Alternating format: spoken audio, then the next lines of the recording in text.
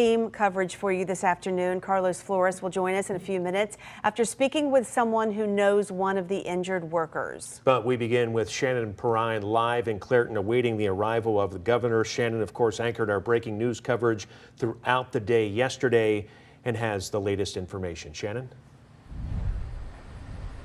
Ryan and Michelle, I just want to point to the fact that the smokestacks are working. This Coke plant, the U.S. Steel operation here in Clairton, is still producing Coke today. I'm going to give you the very latest about what we know one day after this tragedy. And what I want to do is start by talking about the people most impacted by this. And we will start with the family of Timothy Quinn. Here's his picture. Timothy Quinn was 39 years old. We know that he was a father and that he worked at the U.S. Steel Clairton Coke plant. Came to work yesterday. He did not survive the blast yesterday. He's one of the 2 people killed in that blast. We also know that there's a second person killed. That body was extricated late last night. We do not know the identity of that person. We know that the medical examiner now has the investigation regarding those 2 fatalities, those 2 people. I also want to let you know about the injured. Okay, so there were 10 people who were rushed to the hospital from this scene yesterday.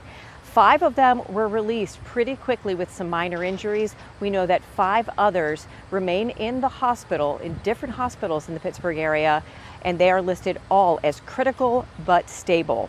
Now let's talk a little bit about what took place yesterday so you have the facts. 10:51 a.m. that blast took place, that initial explosion at the Clairton Coke plant, part of the Mon Valley Works, which is a series of steel mills that dot this part of the Monongahela River Valley. The workers who were on scene, there is a fire department associated with U.S. Steel. They are U.S. Steel employees and emergency crews rushing to the epicenter of that blast to start the rescue operation and to get the fire out that was subsequent there after the explosions. We knew that in the afternoon, after working many hours, there was one bright spot in all of this. After 9 people were rescued, 1 more person was actually extricated from the blast, from that wreckage, taken to the hospital, and we know that person survived and is in the hospital right now.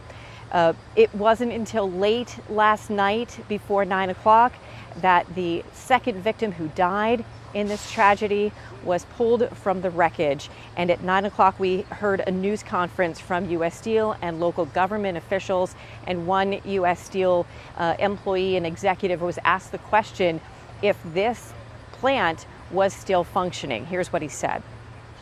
So one of our Coke units, the first unit Coke batteries are still producing. The rest of the plant is stable and secure, so there's no additional impact as far as any gas or utilities. So we will be making limited Coke, but that's not our priority tonight. Right, so we do expect the governor, Josh Shapiro of Pennsylvania, here to show up at 1 o'clock for a news conference today. He will be alongside the Allegheny County Executive, Sarah Innamorato, some other emergency management officials. The other person who will be with them is U.S. Steel CEO and President David Burritt. Now, you'll remember that U.S. Steel was acquired by Japan's Nippon Steel this year. David Burritt is still the man in charge. He's still the CEO of this company that still operates in the United States and here in the Mon Valley. We have interviewed him before. We will be asking him some tough questions. And while the focus today remains on the loss of life and the people who are injured, now that the extrication has been completed and that process of addressing the immediate emergency yesterday, that phase is over.